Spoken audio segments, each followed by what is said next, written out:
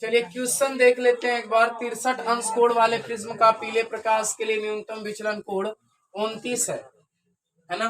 तो देखिए न्यूनतम विचलन कोण कह रहा है, तो विचलन कोण को अब न्यूनतम कह रहा है, तो इसे आप डेल्टा एम से लिख लीजिएगा 29 अंश, है ना। अब फिर इसके बाद लिखा हुआ है कि 63 अंश कोण वाले प्रिज्म का, यानी प्रिज्म कोण ए बराबर दे दिया है कितना, 63 अंश। आपसे पूछ रहा है आपतन कोण। आपतन कोण का मतलब आई बराबर क्या कर रहा है, आपसे पूछ रहा है ना। अब देखिए ध्यान से, कह रहा है कि इसमें से आपको निकालना है आपतन कोण आई का मान। तो समझिए अब यहाँ पे कह रहा है एक बात और, न्यूनतम विचलन कोण। न्यूनतम विचलन कोण की स्थिति के लिए आपतन कोण का मान आई बराबर, आप लोग सूत्र पढ़े थे, delta M plus a by 2।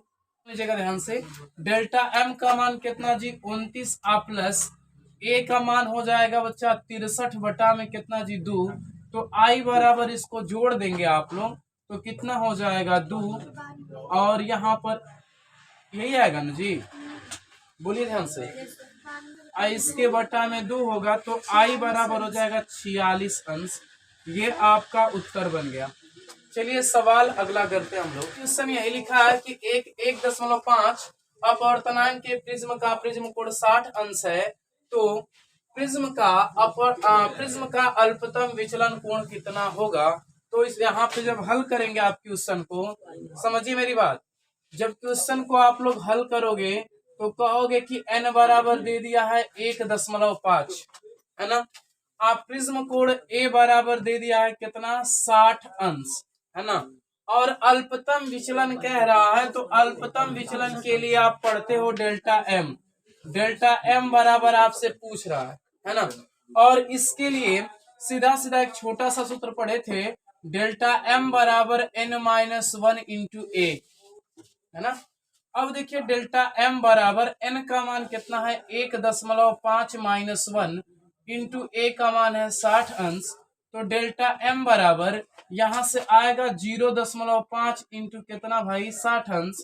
तो डेल्टा एम बराबर, अब गुणा करके बताइए इसका उत्तर कितना होगा, 30 अंश इसका उत्तर देना चाहिए।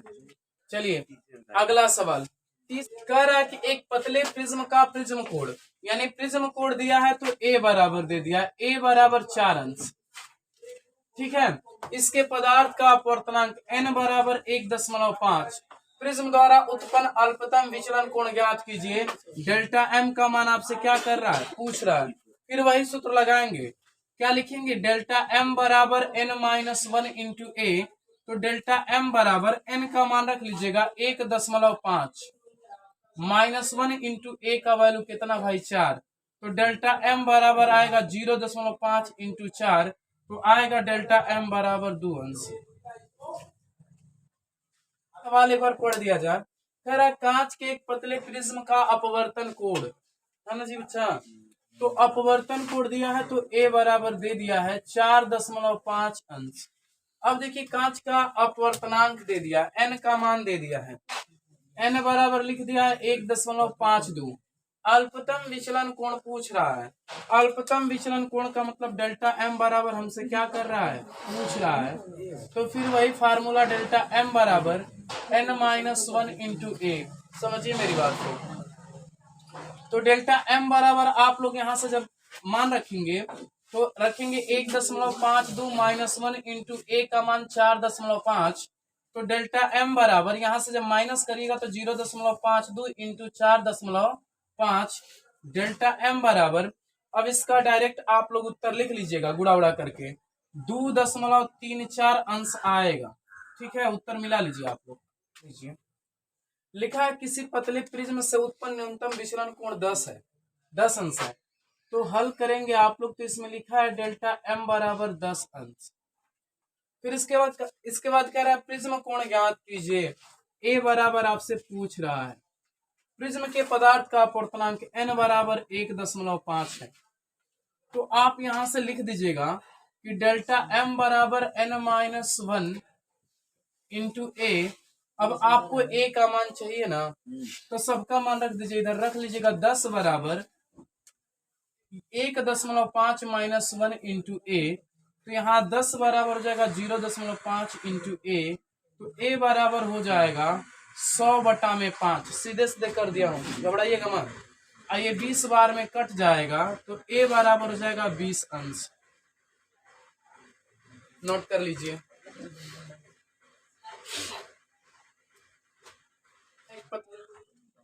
अब देखिए कह रहा वायु में स्थित कांच का एक पतला प्रिज्म प्रकाश किरण 4 अंश का अल्पतम विचलन उत्पन्न करता है, तो डेल्टा m, और जब वायु में था तो इसको हम a से इंडिकेट कर दे रहे हैं कि इसका डेल्टा m a का जो मान दिया है ये 4 डिग्री दिया है। इसके बाद कह रहा है कि यदि इस प्रिज्म को जल में रख दें, इस प्रिज्म को जल में रख दें तब यह कितना अल्पतम विचलन उत्पन्न करेगा, तो डेल्टा m लिख देते हैं और यहाँ पे W बराबर यहाँ से हमसे पूछ रहा। और देखिए दिया हुआ है ANG बराबर 3/2। सुन लीजिएगा ध्यान से। जब इस प्रिज्म को हवा में रखा था तो हवा के सापेक्ष कांच का अपवर्तनांक दिया हुआ है और लिखा है कि ANW, और हवा के सापेक्ष जल का अपवर्तनांक लिखा हुआ है 4/3। अब देखिए जब कांच को हम जल में डुबाएंगे तो हमको जल के सापेक्ष कांच का अपवर्तनांक चाहिए, यानी हमको सबसे पहले निकाल लेना चाहिए WNG बराबर निकाल लेना चाहिए।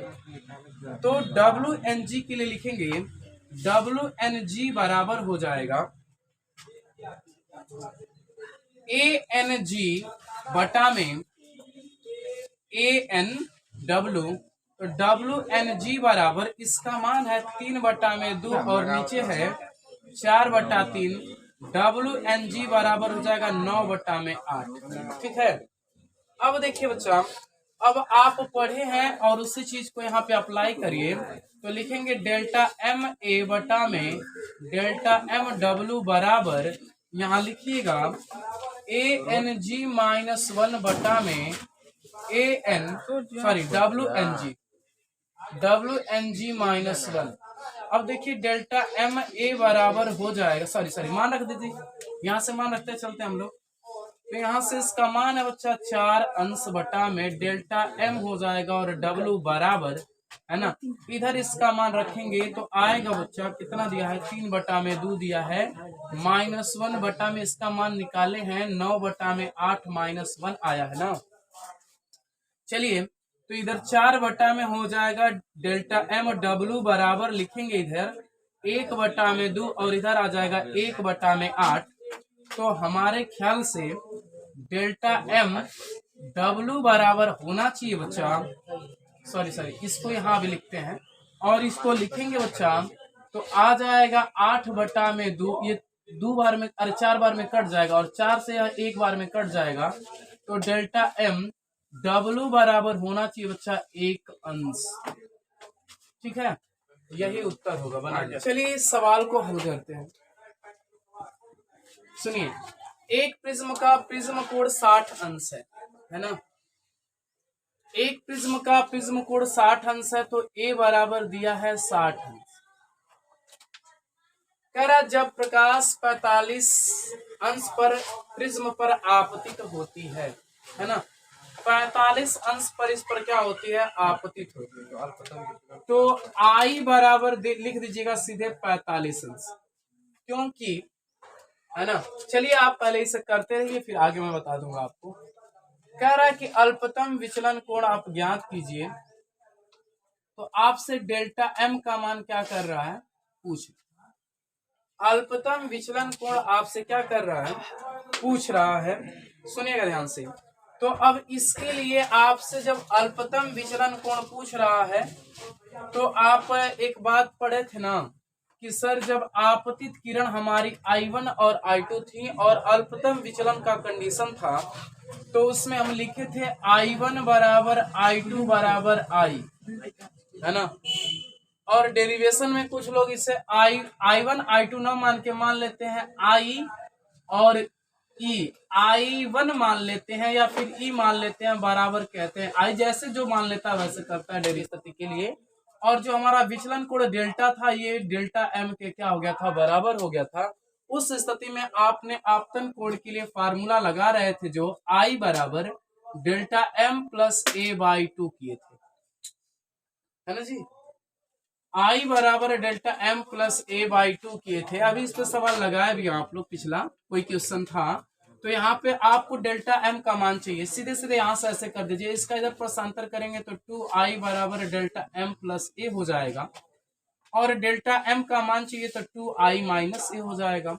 अब यहाँ से मान रख दीजिएगा, 2 इंटू आई का मान 45 और माइनस a का मान कितना 60, तो डेल्टा m बराबर कितना हो जाएगा 45 गुना के 90 माइनस 60 बराबर कितना हो जाएगा 30। यह इसका आंसर हो जाएगा। तो इसे हल किया जाए। कह रहा है कि एक प्रिज्म के अपवर्तक तल में 48 डिग्री के आपतन कोण पर प्रकाश गिरने पर प्रिज्म की अल्पतम विचलन स्थिति प्राप्त होती है। प्रिज्म कोण 60 अंश है, तो अल्पतम विचलन कोण की गणना कीजिए।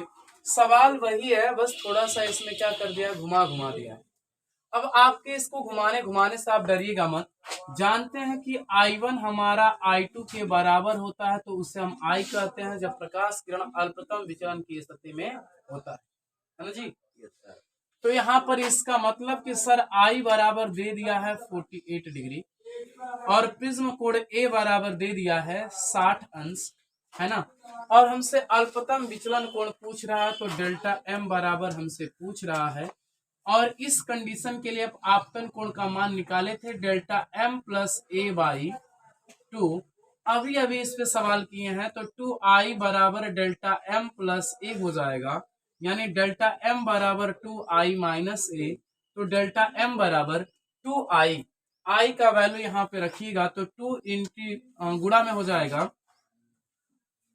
क्या दिया 48 48, अब माइनस a का मान है बच्चा 60, डेल्टा m बराबर हो जाएगा 96 माइनस 60, तो डेल्टा m बराबर 36 अंश। आप लोग उत्तर मिलाते रहिएगा, ठीक है। चलिए हल करते हैं क्वेश्चन। अब देखिए इसको, सवाल पढ़िए। एक प्रिज्म में से जिसका प्रिज्म कोण 5 अंश है, यदि लाल रंग व नीले रंग की प्रकाश किरण के लिए अपवर्तनांक क्रमशः 1.641 व 1.651 हो, तो दोनों रंगों के बीच परिक्षेपण कोण कितना होगा। तो देखिए ध्यान से, परिक्षेपण कोण पूछ रहा है, तो थीटा बराबर हमसे पूछ रहा है, ठीक है। अब देखिए ध्यान से, इसमें लाल रंग और नीले रंग का क्रमशः अपवर्तनांक दे दिया है, यानी NR बराबर लिखा हुआ है बच्चा 1.641, और आप एक नीला रंग दिया हुआ ना, तो NB बराबर लिख लीजिएगा 1.659 है सर जी, 659 कहाँ में से, कहाँ 659 है यहाँ पे। चलिए यहाँ पे 9 कर लीजिएगा, है ना। अब समझिए ध्यान से, फिर से हो गया कोई बात नहीं है, यहाँ से कर लीजिए आप लोग। तो कहेंगे आएगा 0.09, ठीक ना, और यहाँ पे अंश हो जाएगा। एक बार आप लोग करके देख लीजिएगा, हल करिए इस सवाल को। लिखा है बैगनी और लाल रंग के प्रकाश के लिए अपवर्तनांक क्रमशः, तो आप बैगनी है तो NV है ना, बैगनी का मतलब वैलेट होता है ना, तो NV बराबर दे दिया बच्चा 1.54 और NR बराबर दे दिया बच्चा 1.51। प्रिज्म कोण A बराबर दे दिया बच्चा 5 अंश। तो आपसे कोणीय परिक्षेपण थीटा बराबर पूछ रहा है, तो इस सवाल को आप लोग सॉल्व कर लीजिए, है ना। लिखा है NV minus NR into A। अब इसका आप लोग खुद ही मान ज्ञात करके मुझे बताएंगे कितना इसका मान होगा। चलिए अब इसको आप लोग खुद कर लीजिएगा, सवाल में अगला करूंगा 11 नंबर का। प्रिंट कांच के लिए बैगनी, पीले तथा लाल रंगों के प्रकाश के लिए अपवर्तनांक क्रमशः 1.632, 1.620 तथा 1.613 है। प्रिंट कांच के पदार्थ की विक्षेपण क्षमता ज्ञात कीजिए। तो देखिए बच्चा ध्यान से, आप इसे कह लीजिए, NV बराबर दिया 1.632, NR बराबर दिया बच्चा 1.620, सॉरी NY बराबर, और NR बराबर दे दिया है 1.613। ओमेगा बराबर पूछ रहा है तो ओमेगा बराबर सूत्र होता है एन भी माइनस एन आर बटा में N Y minus one.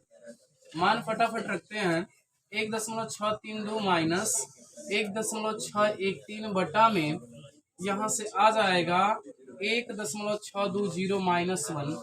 Omega बराबर 0.019 बटा में यहाँ आ जाएगा 0. देखिए घटाना बड़ा जल्दी जल्दी करता हूँ है ना, इतना हो जाएगा। और इसका जब डिवाइड कराइएगा तो शायद ये 19 बटा में आएगा 620 और सॉल्व कर दीजिएगा तो ओमेगा का मान आ जाएगा। इसका जब इसमें भाग लगाएंगे तो 0.0306 आएगा।